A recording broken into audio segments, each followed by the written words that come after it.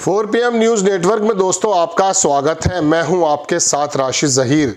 Trump साहब का अपना प्लेटफॉर्म है ट्रुथ करके। जिस तरह से आप और हम ट्विटर पर डालते हैं खबरें, इस तरह से वो अपनी बातें, अपने मन की बात ट्रुथ पर करते हैं। बड़ा बयान आया है और अगर आपसे मैं यूँ कहूँ कि ईरान को सीधे धमकी है तो इसमें भी कोई अतिशयोक्ति नहीं होगी, लेकिन धमकी के साथ साथ एक उम्मीद भी है और कहा यह है कि ईरान और इसराइल की बात भी बन सकती है। पहली खबर। दूसरी खबर यह है इसके साथ जुड़ी हुई कि ईरान के जो विदेश मंत्री अरागची साहब हैं, उनका भी बयान आया है। इस बीच नेतन्याहू उस जगह पर विजिट करने पहुंच गए और पूरी दुनिया का मुंह बंद हो गया, जिसमें यह कहा जा रहा था कि वो शायद देश छोड़कर भागे हुए हैं, लेकिन हो सकता है कि कहीं बाहर से आए हों, दिखाना ये चाहते हों। इसके अलावा 3-4 खबरें और बड़ी बड़ी हैं दोस्तों, मैं आपको दिखा देता हूं। आप मेरे साथ कुछ देर बने रहिए, मैं आपको बताता हूं बड़ी बड़ी खबरें मिडिल ईस्ट से क्या हैं। और दूसरी बात यह है कि मिडिल ईस्ट से संबंधित अब पूरा भारत बन गया है, पूरी देश बन गया है, पूरी दुनिया बन गई है। क्योंकि ईरान के अंदर अगर ये झगड़ा, ये युद्ध ज़्यादा जाता है तो स्ट्रेट ऑफ हॉर्मज, जो मैंने आपसे कल कहा था, सुबह कहा था सॉरी, उसका और ज़्यादा प्रॉब्लम में आ सकता है। आप देखें दोस्तों, पहली खबर मैं आपको दिखाता ये हूं कि ट्रंप ने अपने बयान में क्या कहा है। ये तो उनका ट्रंप का जो प्लेटफॉर्म है उसकी तस्वीर है, लेकिन डिटेल में दूसरे अखबार ने छापी, वो भी मैं आपको दिखाऊंगा। इसमें कहा यह है कि अगर हमें किसी प्रकार से कहीं से भी अटैक किया गया तो हम फुल स्ट्रेंथ के साथ ईरान को तबाह कर देंगे। ये समझ लीजिए मेरे शब्दों में। उन्होंने कहा कि US had nothing to do with the attack on Iran tonight. हम इस हमले में शामिल नहीं थे, हालांकि उनका बयान वॉल स्ट्रीट जर्नल का अलग था। If we are attack in any way, अगर कहीं से भी किसी भी तरह का अटैक होता है, shape from by Iran, full strength and might of the US armed forces will come down on you levels never seen before. आपने कभी नहीं देखा होगा हम आप पर किस प्रकार का हमला करने जा रहे हैं। आगे उन्होंने लिखा we can easily get a deal done, हम ईजिली डील भी कर सकते हैं between Iran and Israel and his bloody conflict, और ये कन्फ्लिक्ट जो है ये ख़त्म भी हम कर सकते हैं। लेकिन आपकी नेतन्याहू सुनता तो है नहीं है ट्रंप साहब। आपने कई बार कहा बंद कर दीजिए, हालांकि दिल से नहीं कहा, लेकिन फिर भी ये बयान खबर देखिए। इसराइल के प्रेसिडेंट हैं इसाक हर्जोग, वो जो वहाँ बड़ा हमला हुआ है उसके बारे में उन्होंने कहा कि very sad and difficult morning. दूसरी खबर मैं आपको दिखाता हूँ दोस्तों। ये खबर ये है कि जो ईरान ने हमला किया है, ये अल-मायादीन की खबर है, लेबनान का बड़ा अदारा है, संस्थान है, यानी कि 10 सेटलर्स किल्ड। इसमें कहा यह है कि अकॉर्डिंग टू IOF, इसराइल का जो फोर्स का वो है ईरान, उसने कहा कि ईरान ने लॉन्च किए 80 बैलिस्टिक मिसाइल्स इसराइल और 2 कोऑर्डिनेटेड बैरेजेस में, 2 बार में। पहली बार में उन्होंने 40 मिसाइल मारे हैं और दूसरी में उन्होंने 35 मारे हैं। इसके अंदर उन्होंने बताया काफ़ी बड़ा नुकसान है। इसके अंदर ये भी उनका कहना है कि डायरेक्ट हिट लगा है बैट यम लेफ्ट में, 6 सेटलर्स मारे जा चुके हैं, 200 वुंडेड हैं। तेल अवीव की तरफ से एक बयान और आया है दोस्तों।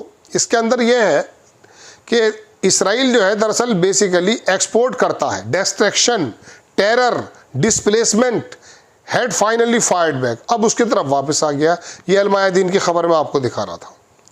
इसराइल हैज़ किल्ड 75, कल मैंने आपको खबर बताई थी कि 60 लोग मारे गए, अब उनकी 75 हो गई। जो इसराइल ने हमला किया था दरअसल ईरान की रेजिडेंशियल एरिया में, उसके अंदर 20 तो बच्चे ही बताए जाते हैं, वुमेन और वो ज़्यादा हैं।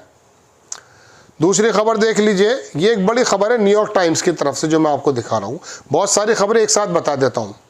न्यूयॉर्क टाइम्स में ये कहा कि ईरान के न्यूक्लियर प्रोग्राम पर जो हमला हुआ है वो इतना बड़ा हमला नहीं है कि ईरान की पूरी न्यूक्लियर जो प्लांट्स हैं वो ख़त्म हो गए हों। उसके अंदर कुछ नुकसान तो हुआ है, लेकिन बहुत बड़ा नुकसान नहीं। ये न्यूयॉर्क टाइम्स की खबर है जो मैंने आपको दी है। दूसरी खबर बताता हूँ दोस्तों आपको।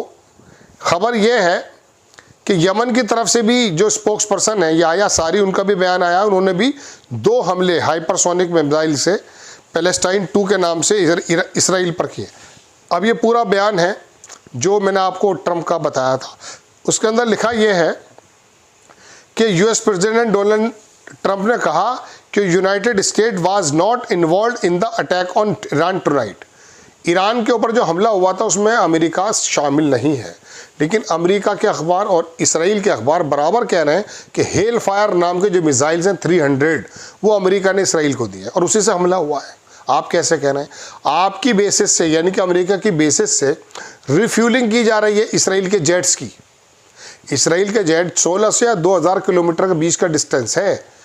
बराबर में आप पहले चलेंगे उर्दन यानी कि जॉर्डन चलेंगे, फिर इराक चलेंगे, फिर जाके ईरान आएगा। तो ऐसे में अमेरिका जो इसराइल के विमान हमला करने गए थे उनको रिफ्यूल करने का काम वहाँ पर हुआ है जहाँ पर अमेरिका की बेसिस हैं। अब वो कह रहा कि जी हम इसके अंदर शामिल नहीं थे, लेकिन अब आगे उसने कहा कि अगर किसी भी तरीके से ईरान पर, अमेरिका की किसी बेस पर या कहीं पर हिट हुआ तो हम फुल फ्लैश हमला कर देंगे ईरान पर। चीन भी यही चाहता आप हमला कर दें, क्योंकि आपका जो तमगा एक ज़माने से नंबर 1 का है वो ख़त्म हो जाएगा, चीन नंबर 1 हो जाएगा। आगे देखें आप खबर, रिस्की ऑपरेशन जो उसने वहाँ पर इसराइल पर जो हमला हुआ था ईरान का, उसमें रेस्क्यू ऑपरेशन चल रहा है। 35 लोग अभी बताया जाता है कि उसके अंदर दबे हुए हैं। ये इसराइल के अपोजिशन लीडर हैं लेपिड यायर नाम है वैसे इनका। इन्होंने कहा they spent very difficult night, मैंने बड़ी मुश्किल भरी रात जो है गुजारी है। ये विदेश मंत्री ईरान के हैं, इनका बयान आया दोस्तों। इन्होंने कहा कि इसराइल की जो रिजीम है उसने इंटरनेशनल लॉ का कोई भी वॉल्यूशन ऐसा नहीं छोड़ा जो बचा हो, सबको वॉल्यूशन किया उसने। आगे उन्होंने कहा कि इसराइल का जो अनप्रेसिडेंटेड एग्रेशन था अगेंस्ट ईरान वो ignored by the UN security council, वो बिल्कुल इग्नोर करके हमला कर रहा है। यूएन सिक्योरिटी काउंसिल का उसे कोई भी परवाह नहीं है। तीसरी बात उन्होंने कही है दोस्तों कि ईरान का जो एंटी इसराइल ऑपरेशन है वो, उसके बारे में उनका कहना है कि हमारा सिर्फ और सिर्फ जवाब जो है अपने सेल्फ डिफेंस में है। Iran was force to target Israel economic, Iran सिर्फ उसकी इकोनॉमिकल इंटरेस्ट को जो है हिट करना चाहता है। अगारची ने आगे कहा कि Zionist regime trying to spread war to Persian Gulf area, वो पूरी की पूरी गल्फ के अंदर इसराइल हमला करना चाहता है। और उन्होंने एक बहुत अच्छी इंपॉर्टेंट बात कही कि उसमें यह कहा उन्होंने कि जो इंटरनेशनल एटॉमिक एनर्जी का जो पूरा का पूरा इदारा है उसके मेंबर, उन्होंने कहा कि उनको कंडेम करना चाहिए इस बात को लेके कि इसराइल ने उनके न्यूक्लियर साइट्स पर हमला किया। Country has much evidence of the US supporters for Israeli aggression, उसने कहा अमेरिका के मद्देनज़र जो वो उसके अंदर इन्वॉल्वमेंट है, अब कंट्री के पास बहुत सारे सबूत हैं। ये बयान दोस्तों अब है हाइफा को मैं आपको बता ही चुका हूँ, पूरी तरह से हिट कर चुका है। और ये तमाम बयान है, लेकिन बड़ा ये देख लीजिए, ये इसराइली प्राइम मिनिस्टर जो है international fugitive Benjamin Netanyahu visit site of the last night Iranian missile attack Bat Yam, ये आए हैं। दुनिया को इन्होंने बताया कि मैं ज़िंदा हूँ या देश छोड़ के भागा नहीं हूँ, अभी यहीं मौजूद हूँ, आ चुका हूँ मैं यहाँ।